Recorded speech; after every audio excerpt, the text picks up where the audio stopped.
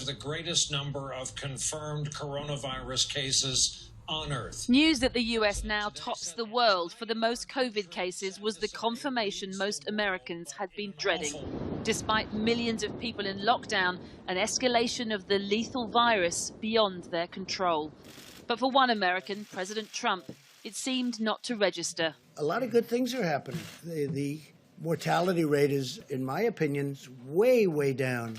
And that takes a lot of fear out. You know, it's one thing to have it, it's another thing to die. At Elmhurst Hospital in New York, where a refrigerated morgue is parked out back to collect the dead, they probably don't see it the same way as President Trump. It has 545 beds, and every single one of them is used by a COVID patient. Non-virus patients are being turned away.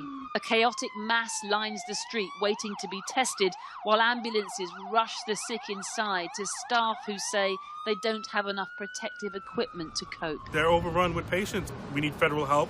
We need emergency supplies for those masks and other personal protective gear.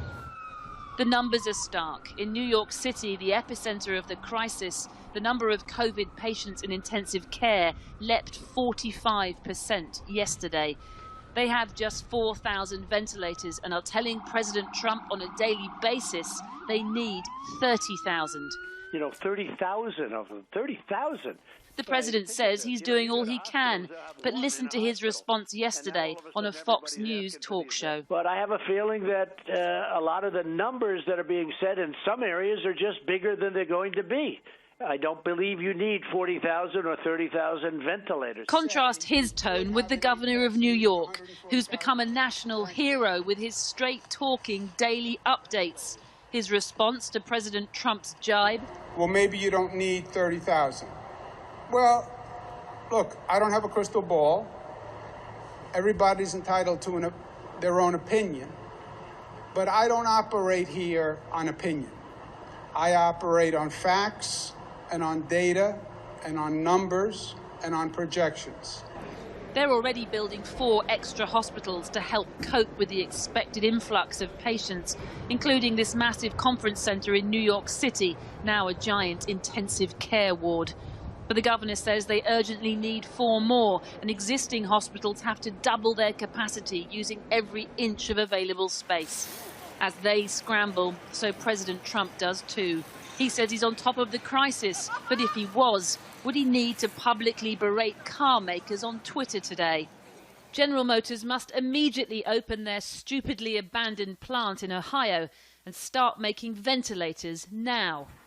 The irony is General Motors and its partner had reportedly agreed to make thousands of ventilators, but an announcement was pulled this week because of a row with the government over price.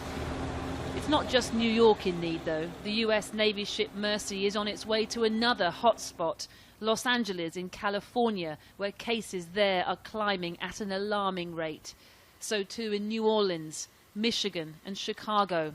The virus taking hold across America, and a president who at the end of February reassured the nation it's going to disappear, just like a miracle.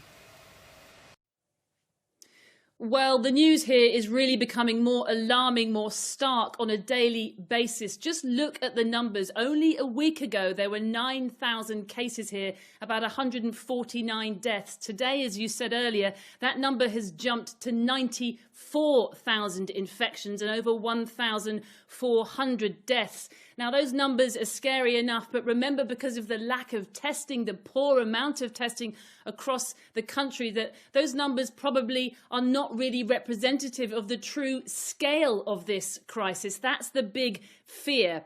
And it's worth dwelling on New York because many people are worried that cities like LA and New Orleans, Chicago, I mentioned in the piece here, there are simply following in New York's footsteps. The governor there, Andrew Cuomo, you saw in my piece, warning today that they need across the state 40,000 intensive care beds, and yet they have 3,000.